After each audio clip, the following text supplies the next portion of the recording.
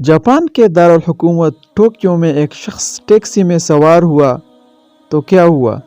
زبان نہ آنے کی وجہ سے زیادہ بات تو نہ کر سکا، بس اس انسٹیٹیوٹ کا نام لیا جہاں اسے جانا تھا۔ ٹیکسی ڈرائیور سمجھ گیا، اس نے سر جھکایا اور مسافر کو دروازہ کھول کر بٹھایا۔ سفر کا آغاز ہوا تو ٹیکسی ڈرائیور نے میٹر آن کیا، تھوڑی دیر بعد بند کر دیا اور پھر تھوڑی دیر بعد دوبارہ آن کر دیا۔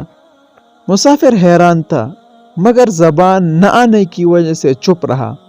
جب انسٹیٹیوٹ پہنچا تو استقبال کرنے والوں سے کہنے لگا، پہلے تو آپ اس ٹیکسی ڈرائیور سے یہ پوچھے کہ اس نے دوران سفر کچھ دیر گاڑی کا میٹر کیوں بند رکھا۔ مسافر کی شکایت پر لوگوں نے ٹیکسی ڈرائیور سے پوچھا کہ آپ نے ایسا کیوں کیا؟ وہ بولا، راستے میں مجھ سے غلطی ہوئی، مجھے جس جگہ سے مڑنا تھا وہاں سے نہ مڑ سکا، اگلا یو ٹرن کافی دور تھا، میری غلطی کے باعث 2-2.5 کلومیٹر سفر اضافی کرنا پڑا، اس دوران میں نے گاڑی کا میٹر بند رکھا، جو مسافت میں نے اپنی غلطی سے بڑھائی اس کے پیسے میں مسافر سے نہیں لے سکتا۔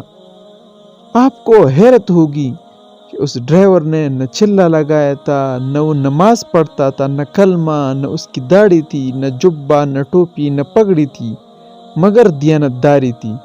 ہمارے پاس سب کچھ ہے مگر دیانتداری اور ایمانداری نہیں ہے۔ ہم مسلمان تو ضرور ہے مگر ہمارے پاس اسلام نہیں ہے۔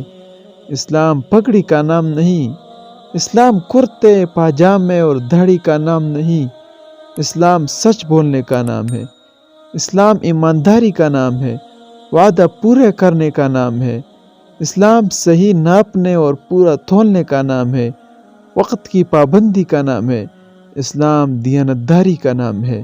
اللہ تعالی ہمیں دیانتداری اور سچ بولنے کی توفیق عطا فرمائے۔ پوسٹ اگر ویڈیو آپ کو اچھی لگے تو دوسرے کی بھلائی کے لیے ضرور شیئر کیجیے گا۔